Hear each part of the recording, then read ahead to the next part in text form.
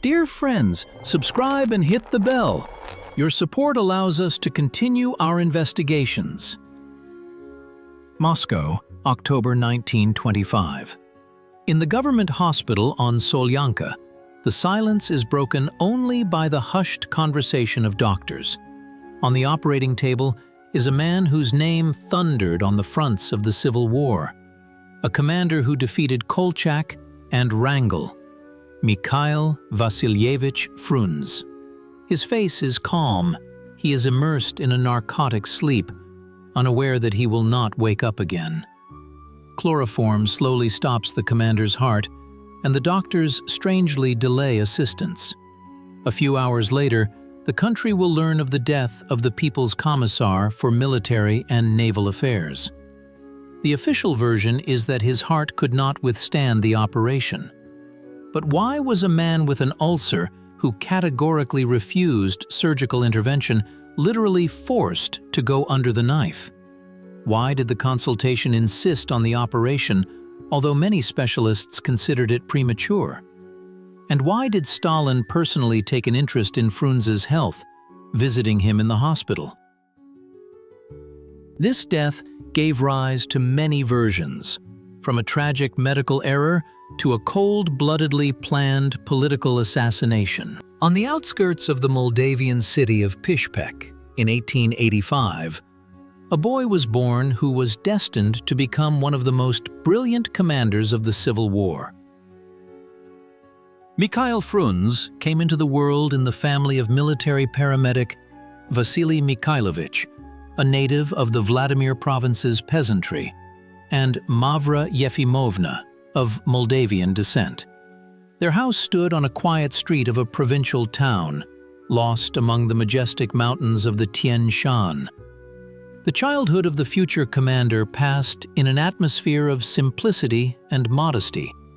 But from an early age, Mikhail showed outstanding abilities for learning and leadership. When the boy was only 13 years old, grief befell the family. His father died, leaving a widow with 4 children. Mikhail, as the eldest son, had to grow up early and take responsibility for his loved ones.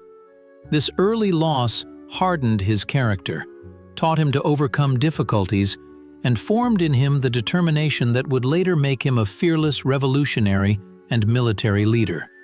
Despite straitened material circumstances, Mikhail brilliantly graduated from the gymnasium in Verny, present-day Alma-Ata, receiving a gold medal. His analytical mind and thirst for knowledge were noticed by teachers who recommended the talented young man to continue his education. In 1904, Frunze entered the St. Petersburg Polytechnic Institute, where he began to study economics. It was here, in the boiling cauldron of student life in the northern capital, that he became acquainted with revolutionary ideas. The capital of the empire in those years was seething with political passions. Student circles, underground meetings, forbidden literature. All this shaped the worldview of young Frunze. At the institute, he did not just study. He sought answers to the questions that tormented him about social injustice, about the chasm between wealth and poverty, about the fate of his country. Mikhail quickly became imbued with the ideas of Marxism, seeing in them not just a theory, but a guide to action. Just a few months after entering the institute, in February 1904, he joined the Bolshevik Party. This decision became a turning point in his destiny. From a diligent student, he turned into a professional revolutionary. Receiving the party pseudonym Frunze, plunged headfirst into party work, showing outstanding organizational skills and personal courage. He distributed illegal literature, participated in underground meetings, and agitated among workers. The Polytechnic Institute soon faded into the background. The revolution became his true university. Frunze received his first baptism of fire during the 1905 revolution, when he led workers' detachments in Ivanovo-Voznesensk. His ability to inspire people clarity of thought and strategic vision were already evident then, anticipating future military talents. Frunze's revolutionary path began swiftly. When the flame of the First Revolution engulfed Russia in 1905, 20-year-old Mikhail was already commanding a combat detachment of workers in Ivanovo-Voznesensk. This textile center of the empire became a true school of revolutionary struggle for him. Frunze organized strikes, led armed uprisings, and displayed leadership qualities astonishing for his age.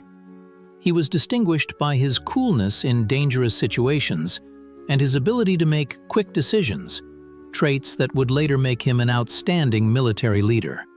For his participation in armed resistance against the authorities, the young revolutionary was arrested. The first arrest, the first trial, and the first death sentence commuted to 10 years of hard labor. But this was only the beginning. In 1909, Frunze again appeared before a court for preparing the escape of political prisoners and was once again sentenced to death. Twice he stood on the brink of death. Twice he wrote farewell letters to his relatives preparing for execution. And twice fate averted the mortal threat from him. The second sentence was also commuted to hard labor. The prison experience tempered Frunze's character, but did not break his will to fight. For 4 years he spent in the cells of the Vladimir Central Prison and the Nikolaevskaya hard labor prison. It was here, in a prison cell, that the future military leader began to seriously study military affairs, reading everything he could get his hands on about strategy and tactics. Cellmates recalled his phenomenal ability to concentrate on his studies even in the most difficult conditions of imprisonment. In 1914, Frunze was sent to Siberian exile, to the distant village of Manzurka in the Irkutsk governorate. But just a year later, he made a daring escape. Reaching Chita, the revolutionary obtained forged documents and began a new life under the name Vasily Mikhailov. This pseudonym was only the first in a series of his conspiratorial names. Mikhailov, Trifonik, Arseny. Under these aliases, Frunze conducted underground work in Siberia, the Urals, and Belarus. Surprisingly, the professional revolutionary, twice sentenced to death, managed to remain unnoticed by the police. His organizational talent manifested itself in the creation of underground printing presses, in establishing connections between disparate revolutionary cells, in preparing strikes. By the time of the February Revolution of 1917, Frunze was already an experienced conspirator, hardened by years of underground activity, prisons, and exiles. When the monarchy collapsed, he emerged from the shadows, heading the Minsk Soviet of Workers' and Soldiers' Deputies. Paradoxically, one of the most brilliant commanders of the Civil War had no professional military education. Mikhail Frunze never attended military academies, never completed officer courses, and never served in the Tsarist army. His military genius was formed in a completely different way, through self-education, practical experience, and analytical thinking. Prison cells became his first military academy. It was in confinement that Frunze began systematically studying works on military strategy, which he managed to obtain. He delved into the works of Clausewitz and Moltke, studied the history of Napoleonic campaigns, and analyzed battles of the Russo-Japanese War. His natural inclination for mathematics and exact sciences helped structure military knowledge into a coherent system.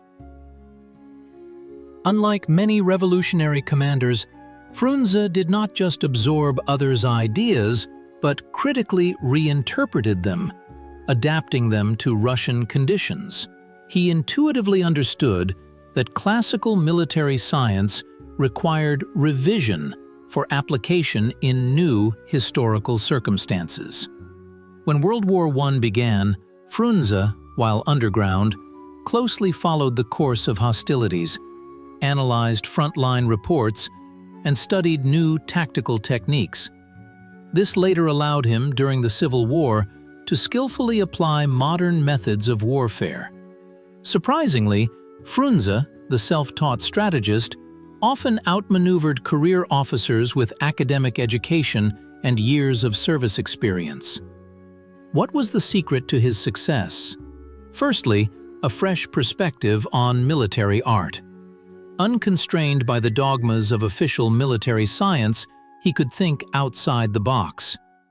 Frunze was not afraid to experiment with tactics, employ unusual maneuvers,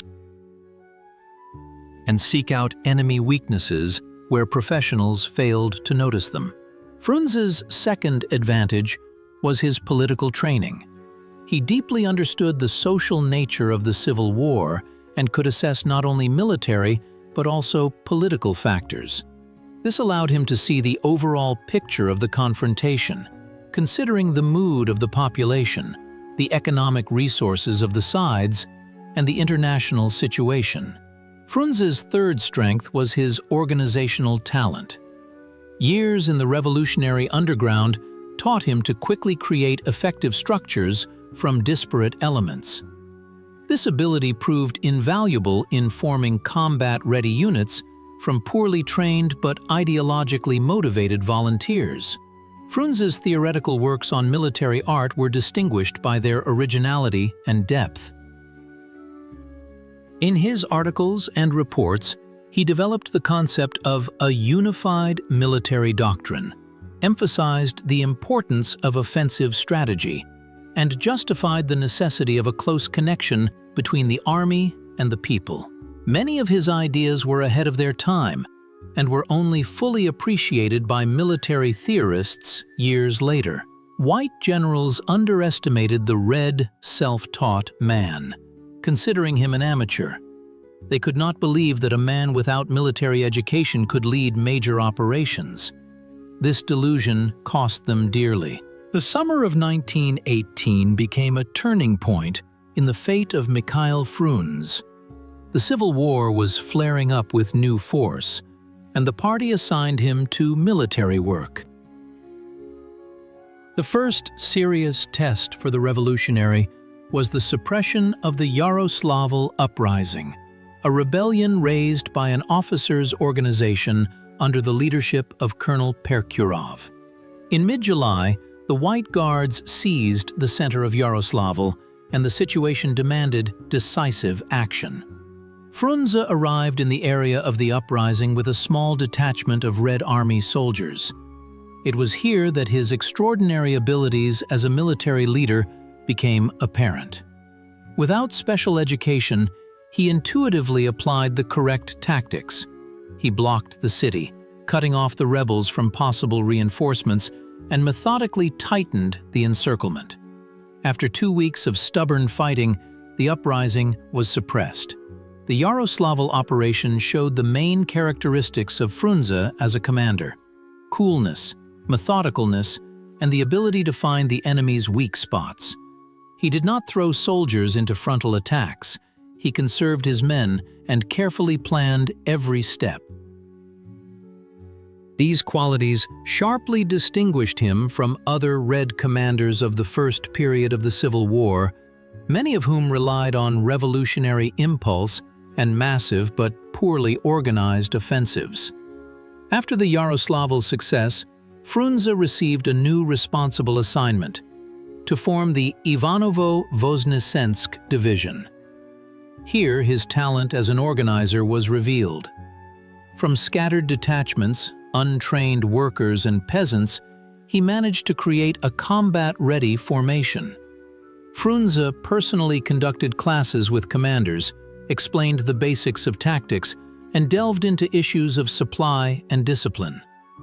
A Red commander must be both a teacher and a father to his fighters, he said, emphasizing the importance not only of military knowledge, but also of the moral authority of the commander. The Ivanovo-Voznesensk division soon became one of the best in the young Red Army and was sent to the Eastern Front, where decisive events were unfolding. In the autumn of 1918, Frunze was appointed commander of the Fourth Army, operating against the troops of Admiral Kolchak. Here, his peculiar command style was fully manifested. Unlike many revolutionary military leaders, he did not rely on improvisation and revolutionary enthusiasm. Every operation was thoroughly planned. Every order was clear and understandable. The fighters quickly appreciated the new army commander. With Frunze, "It's not scary to go into battle," they said. "He won't needlessly destroy people." This reputation of a commander who was careful with soldiers' blood attracted the best personnel to him and raised the morale of the units. At the same time, Mikhail Vasilyevich was not an armchair strategist. He often appeared at the front line, personally assessed the situation, and in critical moments could take command of a particular section himself.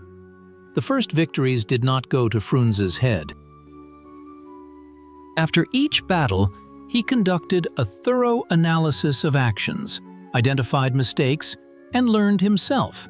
This ability for self-criticism and constant self-improvement became another key to his future successes.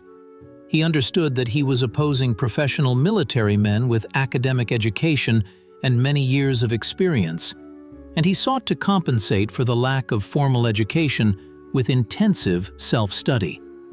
In March 1919, Mikhail Frunze received an appointment that forever etched his name into the history of the Civil War. He was appointed head of the Southern Group of Forces of the Eastern Front, a key formation in the struggle against Admiral Kolchak's army, which by that time had captured the Urals and was pushing towards the Volga. The situation was critical. White troops, staffed by experienced officers of the Tsarist army, were advancing along the entire front, threatening the very existence of the young Soviet Republic. The Red Army was retreating, losing territory and morale. A decisive turning point was needed, and Frunze managed to provide it.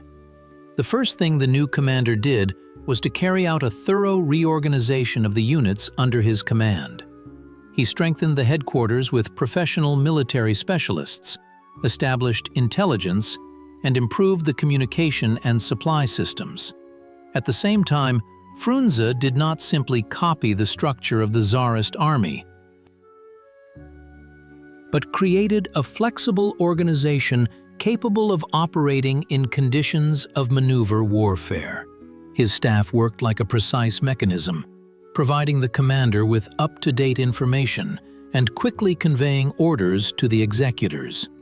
Having studied the situation, Frunze developed a bold counter-offensive plan, which many considered an adventure. Instead of evenly strengthening the entire front line, he decided to concentrate strike forces in the Turkestan direction, deliver a powerful blow to Kolchak's right flank, and get behind his main grouping. This plan contradicted the classical canons of military science, which required avoiding risky flanking maneuvers, but Frunze believed in success. On April 28, 1919, the famous Buguruslan operation began. Red divisions under Frunze's command broke through the White Front and rapidly advanced. Kolchak's generals, accustomed to frontal clashes, did not expect such a maneuver and could not react adequately. Within a few days, the situation had radically changed. Now the Whites were retreating, and the Reds were pursuing them, not allowing them to dig in on intermediate lines. Frunze personally controlled the course of the operation, moving along the front line in an armored train.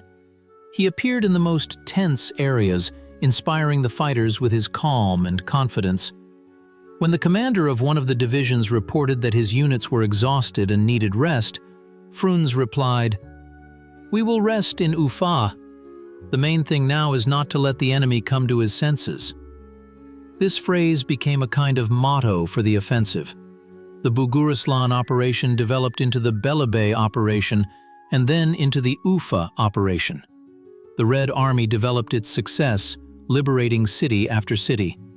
On June 9th, Ufa was taken, a crucial strategic point, the loss of which meant the beginning of the end for Kolchak. The Whites retreated beyond the Urals, losing artillery, convoys, and, most importantly, morale. Frunze's victory was not just a military success, it had immense political significance. For the first time, the Red Army conducted a large-scale offensive operation based not on numerical superiority, but on precise strategic calculation. For the first time, a self-taught revolutionary outmaneuvered professional military men of the old school. This raised the authority of the Soviet command and strengthened the Red Army's faith in victory. By the spring of 1920, Mikhail Frunze was already a recognized military leader whose name had become a symbol of the Red Army's victories. His appointment as commander of the Turkestan Front was no accident. Central Asia demanded a special approach, combining military art with a subtle understanding of local specificities. The region was in turmoil. The Basmachi movement, supported by British intelligence and local beys, had engulfed significant territories. The situation was complicated by religious and national contradictions, a dire economic situation, and the geographical isolation of the region. Frunze arrived in Tashkent in February and immediately plunged into studying the situation. He understood that conventional army methods were ineffective against the Basmachi. The enemy avoided large battles, operated in small, mobile detachments, knew the terrain perfectly, and enjoyed the support of part of the population. Frunze's strategy was built on three pillars: military operations, political work, and economic measures. Militarily, he created a system of mobile detachments capable of quickly responding to the appearance of Basmachi groups. Special attention was paid to intelligence and communication between garrisons. For the first time in this region, aviation began to be actively used for reconnaissance and support of ground forces. But Frunze understood that Basmachism could not be defeated by military measures alone.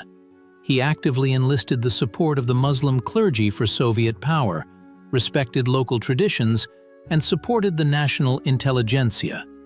At his initiative, schools and hospitals were opened, and irrigation systems were restored.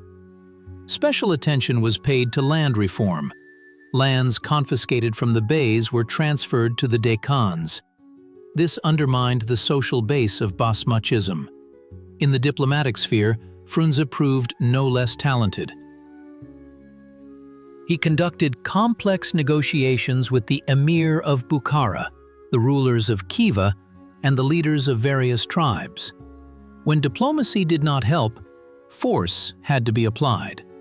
In August-September 1920, troops under Frunze's command carried out the Bukhara operation, overthrowing the emir and establishing Soviet power. The operation was carried out swiftly and with minimal losses. Frunze meticulously planned every step, taking into account the peculiarities of the ancient city. The results of Frunze's activities in Turkestan were impressive.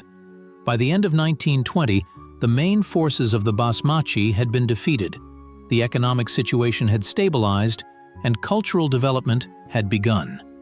Mikhail Vasilyevich laid the foundations of Soviet national policy in the region, which, with all its contradictions, ensured relative stability for decades. The Turkestan experience became an important school for Frunze, teaching him to combine military, political, and economic measures in a single strategy. These skills soon came in handy in Crimea, where he was to deliver the final blow to the White movement. Autumn of 1920. Before Mikhail Frunze lay a task that many considered impossible: to storm the fortified Crimean Peninsula, the last stronghold of the White movement. Baron Wrangel, an experienced military leader and the last commander-in-chief of the White forces, had transformed Crimea into a true fortress. The Perekop Isthmus, connecting the peninsula to the mainland, was a system of powerful fortifications. A deep trench, a high rampart, numerous lines of trenches, minefields, and wire entanglements. White officers called these positions impregnable, and not without reason. Natural conditions and engineering structures created an ideal defensive line. Frunze personally studied the enemy's positions, using intelligence and aviation data. He understood. A frontal attack would lead to enormous losses, but there was no time to delay either. With the arrival of spring, Wrangel could launch a counteroffensive. An unexpected and daring solution matured. A combined strike through Perekop and the Conqueror bridge with a simultaneous landing operation across Sivas. A key element of the plan was the crossing of Sivas, a shallow bay that locals called the Rotten Sea. With a strong east wind, the water receded, exposing the bottom, across which troops could theoretically pass. This was an incredible risk. Weather conditions were unpredictable, and the enemy could discover the crossing at any moment. On November 7, 1920, the Perekop-Conqueror operation began. To divert attention, Frunze organized demonstrative attacks on the Perekop rampart. At this time, scouts searched for passages through Sivas. Luck smiled upon the Reds. A strong east wind rose, driving the water away. On the night of November 8th, soldiers of the 51st Division under the command of Blücher began the crossing. The crossing of Sivas became a true feat. Knee-deep in icy water and mud, under a piercing wind, carrying weapons and ammunition, the Red Army soldiers covered about 8 kilometers. By dawn, the advanced units reached the southern shore and attacked the White strongholds from the rear. Wrangel did not expect an attack from this direction. Most of his forces were concentrated on Perekop. Simultaneously with the crossing of Sivas, the main forces of the Red Army stormed the Perekop rampart. The battles were exceptionally fierce. The White Guards, understanding that there was nowhere to retreat, fought with desperate courage. Several times, Red units were pushed back, suffering heavy losses. Frunze personally visited the front line, inspiring the soldiers with his presence and adjusting the attack plan. The decisive factor was the success of the Sivas group, which, having secured a foothold on the southern shore, began to develop an offensive into the rear of the Perekop fortifications. Finding themselves under attack from two sides, the Whites were forced to retreat. On November 11th, the Perekop fortifications fell. The path to Crimea was open. After the defeat of Wrangel and the establishment of Soviet power in Crimea, Mikhail Frunze received a new responsible appointment. In early 1924, he headed the Military Academy of the Red Army, the main educational institution that trained command personnel for the Red Army. Here, his talent as a military theoretician and organizer fully revealed itself. Frunze understood that victory in the Civil War was only the first stage in building the armed forces of the new state. Now, it was necessary to create a modern army capable of resisting any external enemy. First of all, he undertook to reform the educational process at the academy. Instead of disparate courses, a holistic system for training commanders was created, combining theoretical knowledge with practical skills. On Frunze's initiative, new disciplines were included in the curriculum: aviation, mechanization of troops, chemical warfare. He personally lectured on strategy and military history, astounding listeners with the depth of his analysis and breadth of his outlook. Quote, "Zero," Frunze told the cadets, emphasizing the complex nature of modern warfare. In parallel with his work at the academy, Mikhail Vasilyevich was actively engaged in theoretical research. In 1924, his fundamental work, quote, was published, which became the cornerstone of Soviet military science. In this work, Frunze formulated the principles on which military affairs in a socialist state should be built. He rejected the mechanical copying of pre-revolutionary or Western models, insisting on the creation of its own military school, corresponding to the historical conditions and tasks of the country. Frunze paid special attention to the psychology of the soldier and commander. He emphasized that the moral factor in modern warfare plays no less a role than technical equipment. He wrote, anticipating many provisions of military psychology. In January 1925, Frunze was appointed chairman of the Revolutionary Military Council and People's Commissar for Military and Naval Affairs of the USSR, replacing Leon Trotsky in this post. Now, the full power over the country's armed forces was concentrated in his hands. Mikhail Vasilyevich immediately began to implement a large-scale military reform. The basis of the reform was the creation of a mixed system for manning the army. The peacetime contingent was reduced to 560,000 people, which allowed to reduce the burden on the budget.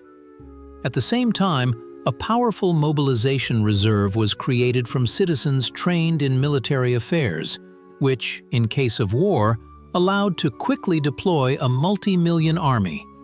Frunze reorganized the structure of military administration, creating a unified general staff responsible for planning, preparing, and conducting war.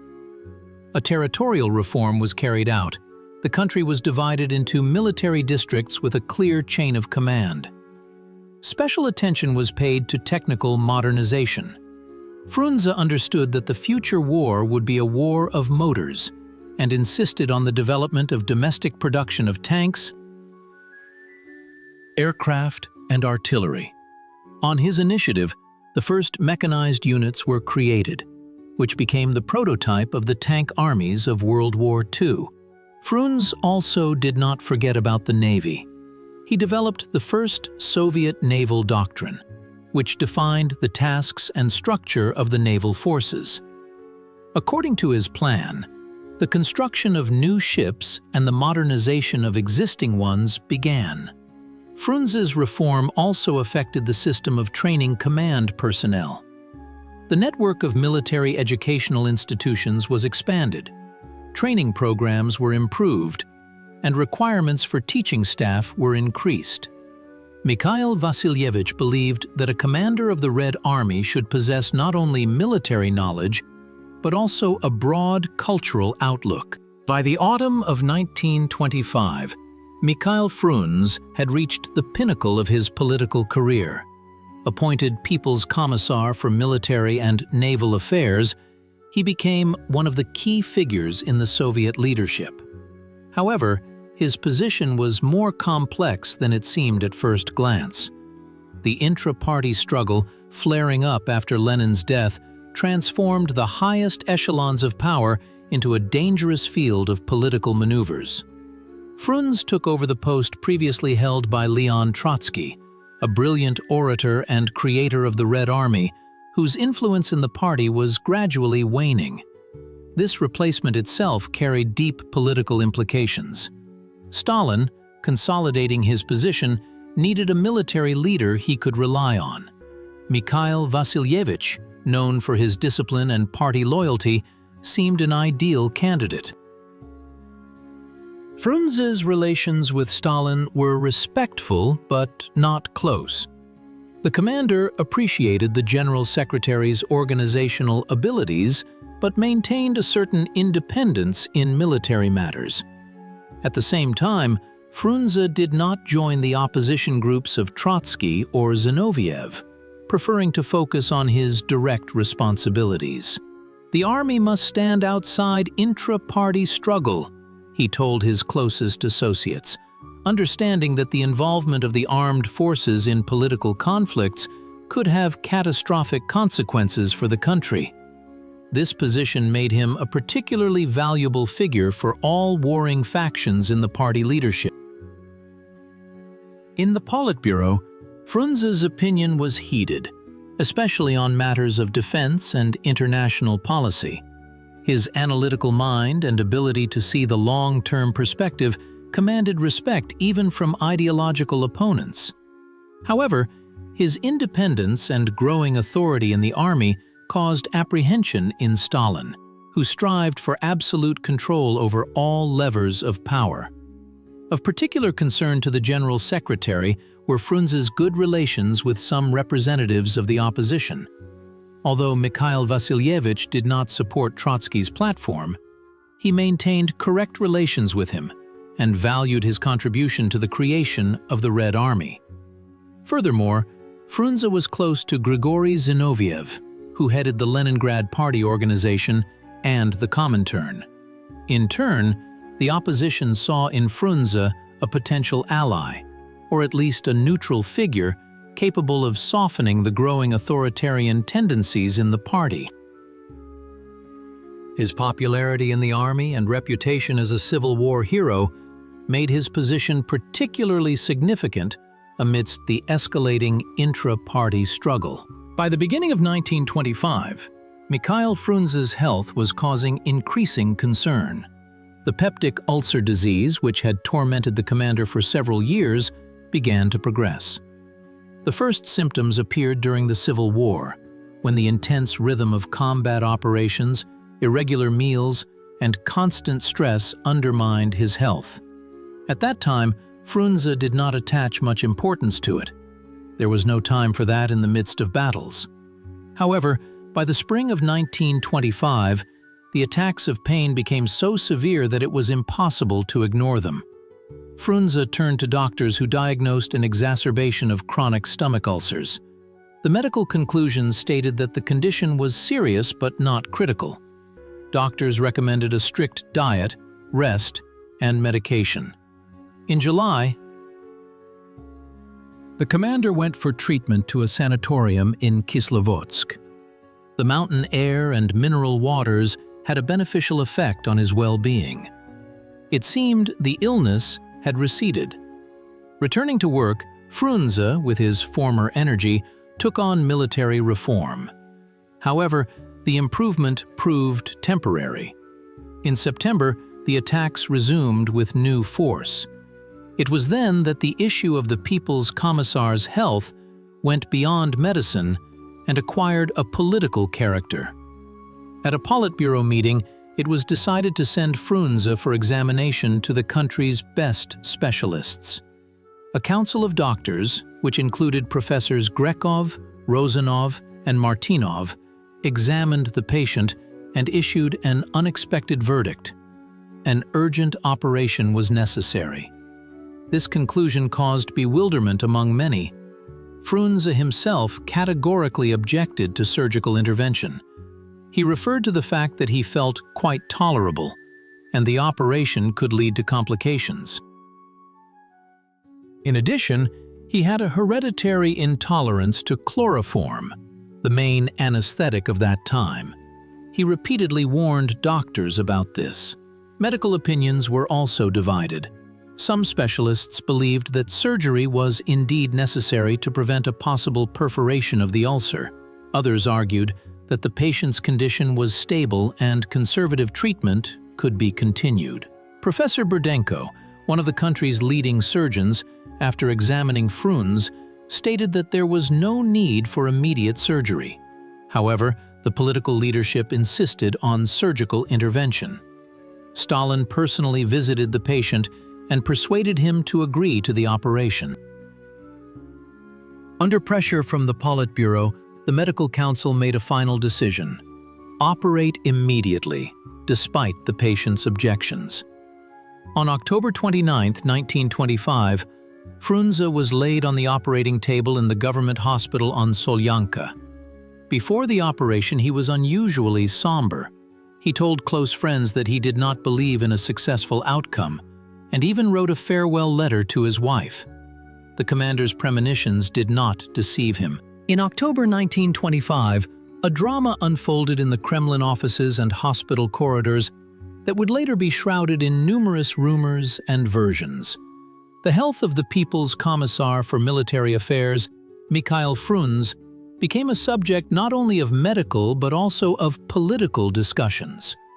The Politburo meeting, where the fate of the commander was decided, took place in a tense atmosphere. Stalin, sitting at the head of the table, spoke quietly but weightily. "Comrades, Mikhail Vasilyevich's health is a matter of state importance. Doctors recommend an operation, and we must insist on its execution."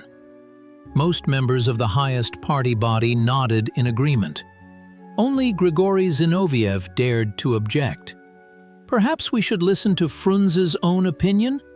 He is categorically against the operation." Stalin looked coldly at his opponent. "Since when are personal fears placed above the interests of the party and the state?" There were no further objections. The decision was made. Frunze must go to the operating table. The commander himself was in the hospital at this time. His condition was stable, the pain had subsided, but the doctors, having received instructions from above, insisted on surgical intervention. Frunze, a disciplined man accustomed to obeying party decisions, resisted internally. He felt that the operation promised nothing good. In a conversation with his wife, Sofia Alexeyevna, he confessed, "You know, I have a feeling that I won't leave the hospital alive. They are pushing me there too insistently." His wife tried to calm him, but the anxiety did not subside. The pressure on Frunze intensified. High-ranking party members came to his ward, persuading him to agree to the operation. Stalin visited the patient twice. During the second visit, he was particularly persistent.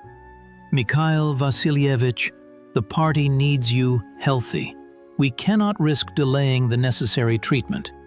Frunze, looking into the eyes of the future leader, replied, "I am a soldier of the party, Comrade Stalin. If the party considers it necessary, I will go under the knife." But deep down, doubts tormented him. Frunze was particularly worried about the prospect of general anesthesia. He had repeatedly warned doctors about his hereditary intolerance to chloroform. His father, a military medic, died during an operation precisely because of complications related to anesthesia. The commander insisted on local anesthesia, but the medics, citing the complexity of the upcoming operation, rejected this possibility. The day before the fateful event, Frunze wrote a farewell letter to his wife and disposed of his modest possessions. To close friends, he said, "They are sending me into my last battle, and I feel that I will lose this battle." On the evening of October 28th, Klim Voroshilov entered his ward. The old comrades in arms talked for a long time. Frunze conveyed several personal requests and instructions to his friend. Voroshilov tried to joke, but anxiety was visible in his eyes. On the morning of October 29th, Mikhail Vasilyevich was moved to the operating room. He was outwardly calm, but the nurses noticed his hands trembling. His last words before succumbing to anesthesia were, "Take care of the Red Army, comrades." On October 29, 1925, at 8 o'clock in the morning, Mikhail Frunze was brought to the operating room of the government hospital on Solyanka. The operation was performed by Professor Ivan Grekov, a surgeon with an impeccable reputation. He was assisted by Professors Vladimir Rozanov and Alexei Martinov. It seemed that the best medical minds had gathered to save the life of the commander. However, from the very beginning, there were many oddities in this operation. The first was the choice of anesthesia. Despite Frunze's known hereditary intolerance to chloroform, which was known to the doctors, this particular anesthetic was used. Professor Burdenko, who had consulted with the patient the day before, later admitted to colleagues, "I would never have risked using chloroform in this case." The second oddity was the duration of the operation. The abdominal cavity was opened at 9 in the morning, and the operation concluded only by noon.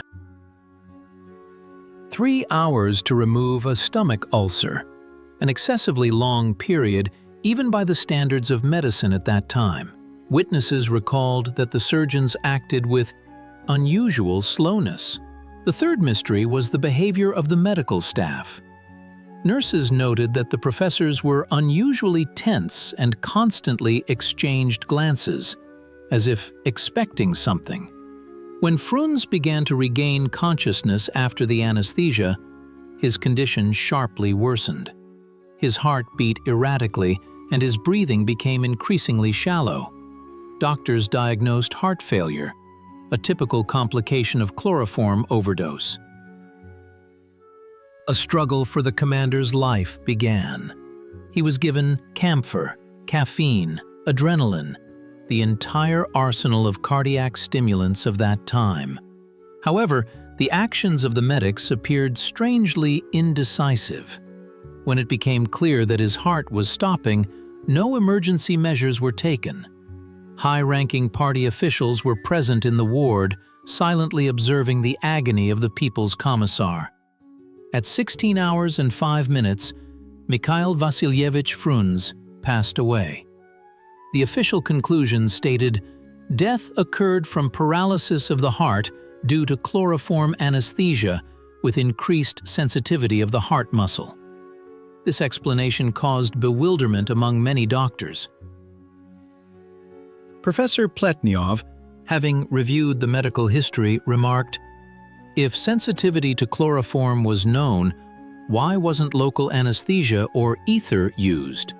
This is a basic precaution." The oddities continued even after Frunze's death. The autopsy was conducted with unusual haste. The autopsy report contained contradictory information.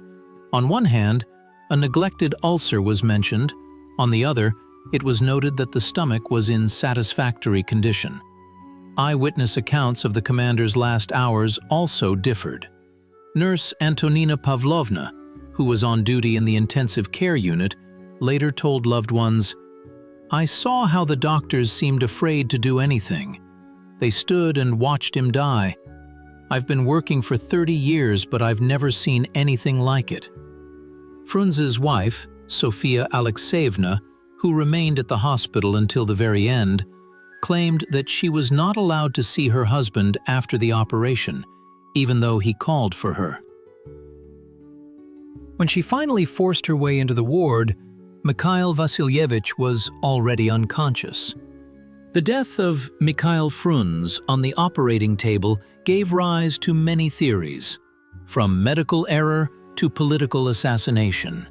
Each of them has its supporters and opponents, its arguments and counter-arguments.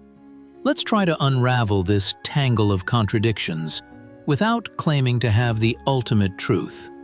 The official version states, "The commander died of heart failure caused by chloroform anesthesia with increased sensitivity of the heart muscle." Medical documents confirm that Frunze had a peptic ulcer, which required surgical intervention. However, many details of the operation raise questions. Why was chloroform used, knowing about the patient's hereditary intolerance to this drug? Why wasn't local anesthesia or ether used? Why did the operation last so long? Why, with clear signs of heart failure, were no adequate measures taken? Supporters of the medical negligence theory point to the inconsistency of the doctor's actions and the lack of a consensus on the need for the operation. Professor Burdenko considered surgical intervention premature. Other specialists suggested continuing conservative treatment. However, the decision to operate was made at the Politburo level, and the doctors dared not contradict it. Perhaps the fear of responsibility paralyzed their actions when complications arose. The political assassination theory is based on several facts. Firstly, the insistence with which Stalin and his entourage sought Frunze's consent to the operation. Secondly, the strange behavior of the surgeons, described by witnesses.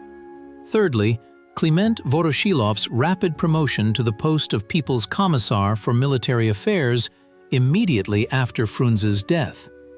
Voroshilov was loyal to Stalin and had no political ambitions of his own.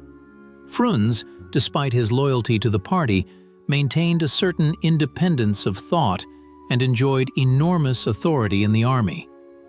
In the midst of the struggle for power, such a figure could pose a potential threat to Stalin.